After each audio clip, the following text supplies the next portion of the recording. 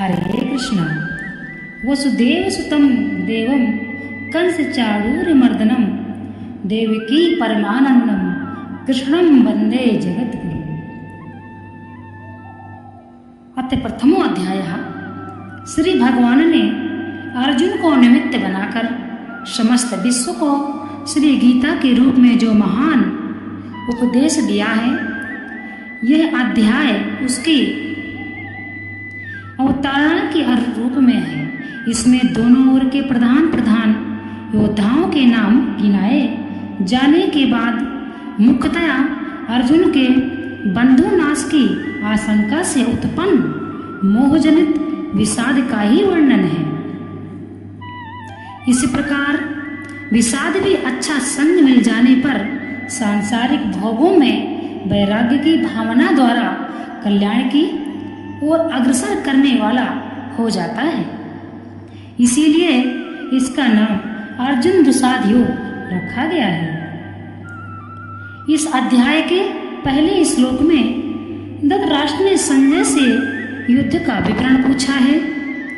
इस पर संजय ने दूसरे में द्रोणाचार्य के पास जाकर दुर्योधन के बातचीत आरंभ करने का वर्णन किया है। तीसरे में दुर्योधन ने द्रोणाचार्य से विशाल पांडव सेना देखने के लिए कहकर चौथे से छठे तक उस सेना के प्रमुख योद्धाओं के नाम बतलाए हैं। सातवें में द्रोणाचार्य से अपनी सेना के प्रधान सेना नायकों को भली भांति जान लेने के लिए कहकर आठवें और नवें इस श्लोकों में उनमें से कुछ के नाम और सब वीरों के पराक्रम तथा युद्ध कौशल का वर्णन किया है। दसवें में अपनी सेना को अजय और पांडवों की सेना को अपनी अपेक्षा कमजोर बतलाकर 11वें में सब वीरों से भीष्म की रक्षा करने के लिए अनुरोध किया है। 12वें में भीष्म पितामह के शंख बजाने का और 13वें में कौरव सेना में शंख नगारे ढोल मृदंग और नरसिंहे आदि विभिन्न बाजों के एक ही साथ बज उठने का वर्णन है। 14वें से लेकर 18वें तक क्रमशः भगवान श्री कृष्ण अर्जुन भीमसेन युधिष्ठिर नकुल सहदेव तथा पांडव सेना के अनन्याय समस्त विशिष्ट योद्धाओं के द्वारा अपने अपने शंख बजाए जाने का और 19वें उस शंख ध्वनि के भयंकर शब्द से आकाश और पृथ्वी के गूंज उठने तथा दुर्योधन आदि के व्यथित होने का वर्णन है। 20वें और 21वें में धृतराष्ट्र पुत्रों को युद्ध के लिए तैयार देखकर अर्जुन ने श्री कृष्ण से अपना रथ दोनों सेनाओं के बीच में ले चलने के लिए कहा है और 22वें तथा 23वें सारी सेना को भली भांति देख चुकने तक रथ को भी वहीं खड़े रखने का संकेत करके सबको देखने की इच्छा प्रकट की है। 24वें और 25वें में अर्जुन के अनुरोध के अनुसार रथ को दोनों सेनाओं के बीच में खड़ा करके श्री कृष्ण ने युद्ध के लिए एकत्रित सब वीरों को देखने के लिए अर्जुन से कहा है। इसके बाद 30वें तक स्वजन समुदाय को देखकर अर्जुन के व्याकुल होने का तथा अर्जुन के द्वारा अपनी शोकाकुल स्थिति का वर्णन है। 31वें श्लोक में युद्ध के विपरीत परिणाम की बात कहकर 32वें और 33वें अर्जुन ने विजय और राज्य सुख न चाहने की युक्तिपूर्ण दलील दी है। 34वें और 35वें आचार्य आदि स्वजनों का वर्णन करके अर्जुन ने मुझे मार डालने पर भी अथवा तीनों लोकों के राज्य के लिए भी मैं इन आचार्य और पिता पुत्र आदि आत्मीय स्वजनों को मारना नहीं चाहता।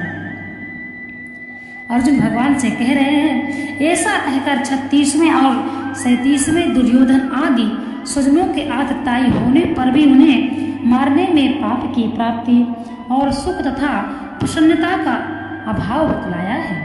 38वें तथा 39वें में कुल के नाश और मित्र दोष से होने वाले पाप से बचने के लिए युद्ध न करना उचित बतलाकर 40वें और 44वें श्लोक कुलनाश से उत्पन्न होने वाले दोषों का विस्तार पूर्वक वर्णन किया है। 45वें और 46वें राज और सुख आदि के लोभ से स्वजनों को मारने के लिए हुई युद्ध की तैयारी को महान पाप का आरंभ बतलाकर शोक प्रकाश करते हुए अर्जुन ने दुर्योधन आदि के द्वारा अपने मारे जाने को श्रेष्ठ बतलाया है। और अंत के 47वें श्लोक में युद्ध न करने का निश्चय करके शोक निमग्न अर्जुन के शास्त्र त्याग पूर्वक रथ पर बैठ जाने की बात कहकर संजय ने अध्याय की समाप्ति की है। पांडवों के राज्य स्वयज्ञ में उनके महान ऐश्वर्य को देखकर दुर्योधन के मन में बड़ी भारी जलन पैदा हो गई है और उन्होंने शकुनी आदि की संपत्ति से जुआ खेलने के लिए युधिष्ठिर को बुलाया और छल से उनको हराकर उनका सर्वस्व हर लिया। अंत में यह निश्चय हुआ कि युधिष्ठिर आदि पांचों भाई द्रौपदी सहित 12 वर्ष वन में रहें और 1 साल छिप कर रहे।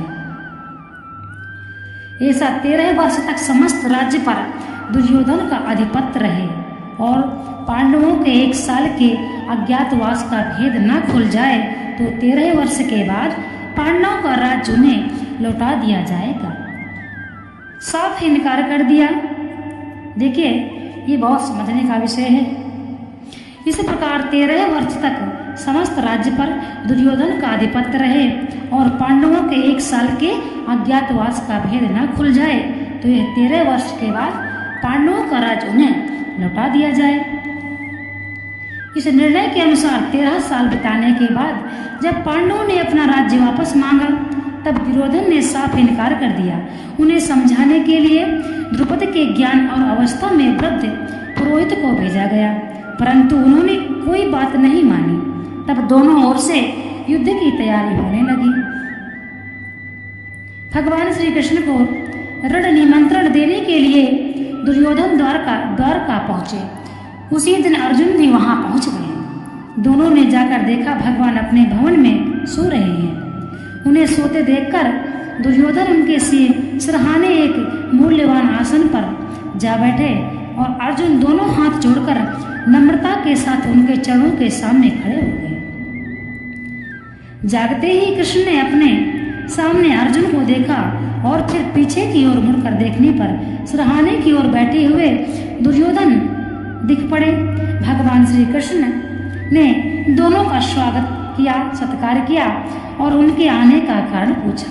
तब दुर्योधन ने कहा, मुझ में और अर्जुन में आपका एक शाही प्रेम है और हम दोनों ही आपके संबंधी हैं, परंतु आपके पास पहले मैं आया हूँ। सज्जनों का नियम है कि वे पहले आने वाले की सहायता किया करते हैं। सारे भूमंडल में आज आप ही सब सज्जनों में श्रेष्ठ हैं और सम्मानीय हैं, इसलिए आपको मेरी ही सहायता करनी चाहिए। भगवान ने कहा, निसंदेह आप पहले आए हैं, परंतु मैंने पहले अर्जुन को ही देखा है, इसलिए मैं दोनों की सहायता करूंगा। परंतु शास्त्रानुसार बालकों की इच्छा पहले पूरी की जाती है, इसलिए पहले अर्जुन की इच्छा ही पूरी करनी चाहिए। मैं 2 प्रकार से सहायता करूंगा। एक ओर मेरी अत्यंत बलशालिनी नारायणी सेना रहेगी और दूसरी ओर मैं युद्ध न करने का प्रण करके अकेला रहूंगा। मैं शस्त्र का प्रयोग नहीं करूंगा। अर्जुन, धर्मानुसार पहले तुम्हारी इच्छा पूर्ण होनी चाहिए, अतएव दोनों में से जिसे पसंद करो मांग लो। इस पर अर्जुन ने शत्रुनाशक नारायण भगवान श्री कृष्ण को मांग लिया। तब दुर्योधन ने उनकी नारायणी सेना मांग ली और उसे लेकर वे बड़ी प्रसन्नता के साथ हस्तिनापुर को लौट आए। इस प्रकार से युद्ध की तैयारी होने लगी। दुर्योधन ने नारायणी सेना चुनी और अर्जुन ने भगवान श्री कृष्ण को चुना।